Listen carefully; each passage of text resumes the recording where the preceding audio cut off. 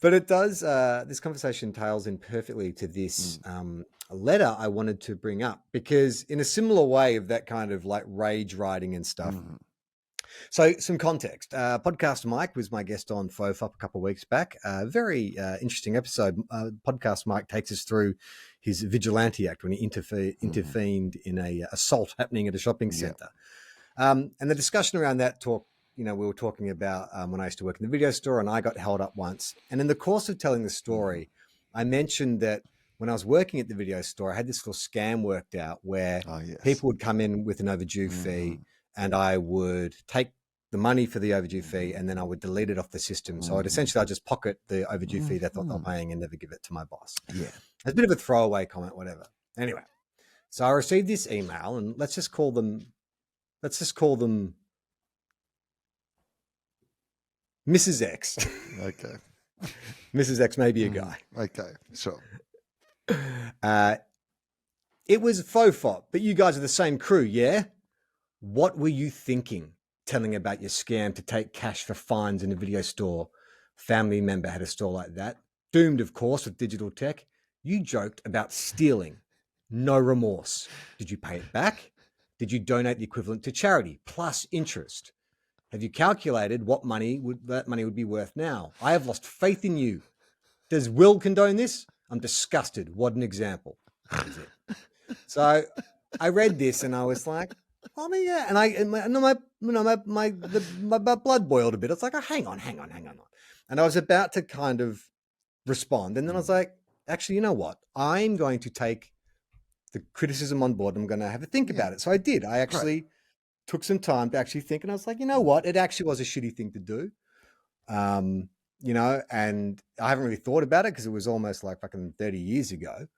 But I decided to write a letter back to Mrs. X to explain what had happened. But I thought I would, seeing as you have been dragged into this because she wanted to know. Do I condone it? So what I thought I'd do is I will just read the letter. We can go through it line by line and you can edit with me. If you think that maybe I'm going too far or whatever, we can pull it back. We can make it a TOFOP United response. A collaboration. Very valid criticism. Yes. Okay. Well, firstly, here's what I would say just as a general principle. I have a standard policy of not judging like other people that I sometimes like people I'm like grew up. This is quite a serious start. We'll get to the fun. It's fine. But like on Gruen, people will be like, oh, Todd did this thing. What do you have to say about that? Or like Dave Hughes said this, or what do you have to say about like what I don't have anything to say about any of those things. That's their own business and they can be accountable for themselves. Like I don't ask you to take responsibility for the dumb shit I say. Like I don't run my stand-up show by Charlie to make sure that he condones what I'm going to be out on the road. I just sit there, arms folded, tisk. Right. So just as a general principle, like it should not matter one way or the other whether I condone or don't condone. But for the point of this exercise, that this is a response from TOFOP back to Mrs. X, then happy to be on board, happy to lend my ear and my collaboration. Yes. And so I'll just say from the outset, this is not like a bit. I'm trying to be as sincere as possible in this. There's a bit of light humor and stuff because I don't want it to be too serious. No, it's both. It's earnest. Yeah. This is my most contemplative, earnest response. Because I have a lot of thoughts about this, but I'm going to save them for for during the letter. Okay. Hi, Mrs. X. I understand what you're saying, and you're right. Stealing is bad. I should let you know, my memory of that time is rather hazy. It was almost 25 years ago, and to be honest, I don't actually remember how much I stole. It might have been $50, it might have been $150, but I doubt it was any more than the latter. If it makes you feel any better, my petty embezzlement didn't lead to the collapse of this business. They kept the doors open well into the late 2000s, and I believe the owner sold it and 2 other stores he owned to a larger chain at some point. Okay, that's the first paragraph. What do you think? Yeah, I mean, okay. So all the points you're making, I like. I'm just trying to get into the mind of Mrs. X in this moment about whether it's too defensive too early. There hasn't been enough of a sort of like, I know that you admit at the start that, stealing is like maybe there just needs to be just something a little bit more, contrite before you Okay, get how to the about this? justification. Because, Okay, so we can because move with these Mrs. paragraphs. X, Mrs. Yeah. X's family was destroyed by, I would suggest mostly by the industry changing completely, not by a few people and late fees. But I understand the whole point that when your business is going down and you feel terrible about this idea, any money that went out of the business would seem like, like a much bigger deal. So, Unjustified. yeah, like Okay. we can understand there's personal pain attached to the complaint that has been made, and you're being empathetic to the fact that that is personal pain. So I think that it's good to express that at some point, that you are empathetic, Okay. Well, I think this next paragraph will cover that, Okay. and then we can move this. I agree. We Yeah. can put this because this is a much softer one, or much more. I think before we get to the explanation. justification, which I think is like quite good justification, the fact that the business thrived and whatever, but you don't want to go with that too early, because it's almost Yeah. a bit like rubbing in the face of like, hey, well, Your your relative family member. did not know what they were doing. The guy I work for sold in the business, made a profit. Okay, so this next paragraph goes, yes, it was a shitty thing to do. My retelling of the story is an endorsement of what I did. It's actually the opposite. I was a stupid young dickhead making stupid young dickhead decisions. If it came across as bragging, then that's my fault. I do feel some remorse now, but at the time it felt justified. I was paid a barely minimum wage. I got no penalty rates for public holidays except Christmas, and my boss seemed indifferent to my well-being in the aftermath of being robbed. So, in a very cringy 90s Gen X kind of way, I felt like I was sticking it to the man.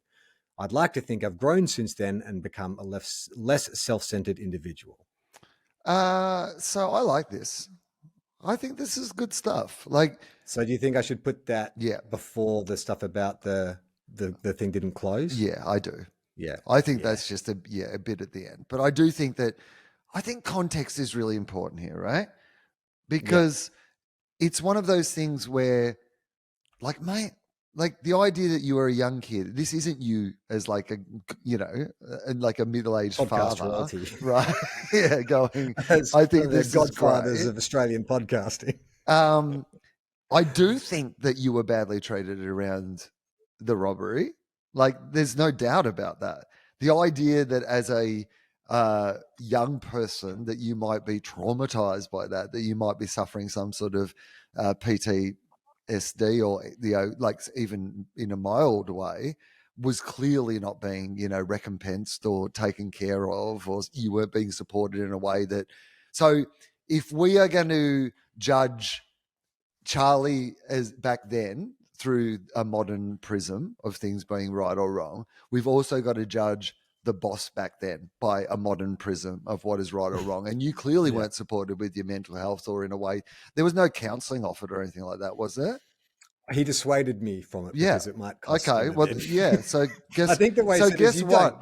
you're You're Robin Hood, counseling, mate. do you? Like, you know what? If we hadn't been telling the truth here, I would have said that you actually spent the money on the counselling. That's what I would have said for the PTSD that I got. But we can't. Yeah, we'll stick to the truth. But yeah, this is a petty crime in an environment where you were being exploited in the first place. Like, even if it isn't entirely justified, I can absolutely understand how young Charlie would have justified it to himself as being something that was an okay thing to do. It's not quite stealing a loaf of bread to feed my family and then getting, exiled to Australia or anything like that. It was entirely selfish. Yeah. But it was kind of, I think there's an age, it feels like, that kind of, that university age where you're doing retail jobs and shit. Most of my friends who worked in retail would steal a Mars bar, from work, or, like it just, you just kind of do that when you're a kid because you're a young entitled punk. Like that's just kind of the way the world works. In fact, I'd be interested to know. For a lot of businesses back in the day, it kind of was the way it worked. Like you got paid shitty, but you were allowed to, like, steal. Well, that was in the Constitution, I believe. You were allowed to like eat a box of chicken on the way home or whatever it was, like. Yeah, I think, but again, it was a very different time, and you were a kid, and unless you was, and also, by the way, like it's not a crime that anybody can. Like the idea that you're sending a bad message, right? Like this Mm. is one of the complaints of this. And again, we shouldn't be writing this. I think it's good to approach, Mrs. X with like the spirit of, reflection and Contrition. and like, I think no need for us to have a big blow up and a fight, about something like this. Like it's contextual. But the idea that, I mean, no one can copy it. Like like this video stores don't exist anymore. Like the idea that you could charge late fees. Statute of limitations. You can't, but I mean, this scam you can't replicate it. So the idea that you're telling people about it, it's not a bad example because no one can follow the example because literally the crime you committed no longer exists, right? I mean, I haven't gone back and listened to the conversation that she's referencing, but I can't imagine like that I was, hey, guys, you want to make some extra scratch? Like, here's a great way. Like, it wasn't like a scam. It wasn't a scheme. I assume because we also, it was in a wider discussion about con artist and how a con artist came in and ripped me off and stuff, which, is a further example of how if I did jury duty for real, I wouldn't question anything. Like I've been conned several times and like I'm very open to it, very gullible. But I don't think there was any way I was celebrating it. Like I do think that happens sometimes, rarely in podcasts because generally we're long form conversation, but out of context, it sounds fucking awful, Oh yeah. Like this guy was stealing from his employer, if that's the kind of thumbnail, but the wider context of what we were discussing, I think should make it seem less egregious because there's other mitigating factors. But I also think there's got to be a way of having a discussion around, like a realistic discussion, so we can be human beings around how we actually are, right? So there are so many things that I did when I was young that I would absolutely not do today. Like, like that were dumb. They were dumb things. Like I made dumb decisions. Like I was reckless. Like, I put myself in dangerous situations. Like I just didn't think things through constantly, like when I was young. But I also don't necessarily regret those things. They were part of, being alive and being human and being young and, taking those risks and having those experiences and like, committing a petty crime and deciding you're not the sort of person who wants to continue to commit petty crime. Like it feels like sometimes you've got to do the things to make sure that you're not the person who, everyone fucks up at some point. Like but at all points, it's like forever. Yeah. Like the idea that that's what I mean. And, the idea that if we deny these parts of our journey, like I can sort of celebrate that young Charlie at the same time as you going, yeah, but I wouldn't do that now. And I can also now see it from the business owner's perspective. Like, but you were young. Yeah. I got to be honest with you, Charlie. I think I do condone it. I don't condone it now, but I condone young Charlie and the class war struggle that he was involved in at the time. Well, I just think that thing about it being you were taking it to the man. It was a political protest. It was Occupy Wall Street. I think about like being a father, even being a pet owner before I own it with Junior. Yeah. Like Junior wasn't like the best behaved dog, but he had personality. And I think that I appreciated him for his imperfections. I like that about him. I like people I love, when you listen to a podcast or a comedian talk and they're really honest about something, they really open themselves up and say, yeah, this is the person I am. This is what I'm into. I know it's kind of fucked, but I'm a father now who like cares for his daughter and hear all these stories about that and the life that I have. But also at one stage in my life, I was also this dumb kid doing dumb things, right?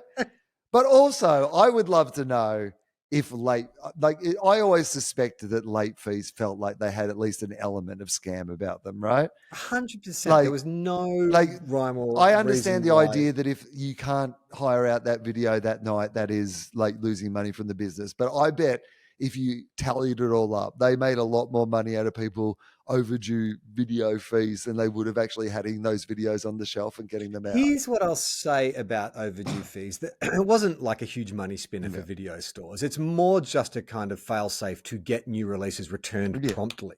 So it wasn't that like at my video store, like as long as you got it in before 10 p.m., like you wouldn't get charged. And often I would have people like, I've locked the doors, and they'd be poking it through the thing saying, don't find me, it's 10:01. And I'd be like, It's fuck fine, you. man. Come on, man. Come like on. when the door's closed, you're getting a fine. I'm not bailing you out of this one. But it was also arbitrary, because why else would you give a fucking 19-year-old the power to completely erase someone's debt or not? Like if it was a bigger thing, like most often what would happen is someone would come in, they'd have say $27 in late fees owing from a year's worth of like late returns or whatever. And I would say, hey, Mr. Anderson, you've got $27 owing. Would you like to pay it now? We can make it $10. And Yes. you'd be like, okay. And so every time that would happen. Yeah. So it's already a sliding scale that you can just decide on what amount it is. Like, yeah, that's right. It doesn't like, and the only, I guess, the only real because it seems opportunistic, because you're not always getting people coming with late fees, but there was kind of one premeditated element, which is, I guess, if you were going to try me in a court of law, to bring it full circle, is that I then had to go into the system and erase the exceptions log listing. So an exceptions log listing is anytime there's an unusual transaction. I didn't realize there was like computer hacking involved in this scheme. I'm back with Mrs. X again. Sorry, I flip-flopped. Charlie Snowden. I found some compelling evidence. Free Charlie Assange. Can we get Alex Williams back on the show? They're going fucking undercover Julian Assange. All right. So back to the apology letter. So then after I said the stuff about the business owner was fine, I say, look, I am sorry to hear about your family member too. That sucks. And it makes sense that you'd empathize with the other side of my story. I haven't calculated what the money I stole would be worth now. I think we should be moving the family member. That line is great, but it should be much higher somewhere. Okay. I think we've got to lead with like the empathy. I think the empathy is great. It's just like, let's not bury it. Let's put it up the top. I'll put it in this second line. So I'm sorry. I understand what you're saying. You're right. Stealing's bad. I'm sorry about your family member too. That sucks. It makes sense to empathize with this other story more. That's good. That's like you being contrite about the fact that, of course, you recognize today, and you also recognize the hurt that led to the letter. It's a personal connection before you get to the kind of broader, like telling of the rest of it. The justifications. Or explanations more than justifications, I guess. I haven't calculated what the money I stole would be worth now, but I have donated to and worked with several charities over the years. In fact, the same podcast crew who you listen to raised $100,000 for bushfire victims a couple of years ago. I know it didn't benefit the ex-video store owner retirement fund directly, but I'm hoping it squares the cosmic ledger somewhat. Oh, yeah. Okay. As a joke. Yeah. It's a setup for a joke. Yeah. No, I mean, but it is, there's a truth to it, right? Which is, you hope that that those things are used for good, and there is demonstrated times when they have been. So, like, I mean, it's definitely a little, it's a little sizzle at the end. Don't get me wrong. It's and don't forget when we raised $100 fucking grand for charity. So, well, I only bring it up because she was very specific about, have you donated to charity? And it's like, well, I have, and I've worked for free. Will continue to. Will continue to. And like, if you want a dollar amount, then I doubt in no amount of inflation of what I stole was going to reach $100,000. So, and who knows, like if it turns out that my old boss had a house in the country and it was devastated by a bushfire, then maybe he did get paid back. I mean, I don't know. Like, it could have happened. Yeah, exactly. Man, you know what? Well done. Good letter. Okay. I'm happy. Thank you. All right. So the last line is, I have no idea if Will condones my actions or not. We don't have the kind of friendship where we need each other's approval. But I will ask him about him. I didn't have to say the thing up the top. It was right there at the end. But I will ask about him on the show. So if you're still listening when this episode comes out, you'll get your answer. All the best, Charlie Clausen, Outlaw. Oh, yeah, that's fun. That's you think fun. that's okay? That's nice. I like the little outlaw at the end is like a wink to say that you're still okay. Yeah, you're okay. Yeah. Should I say we cool? We cool? That's too much. Just say... all the best. Leave it at all the best. To see the full video, join our Patreon. Patreon.com/Tofop.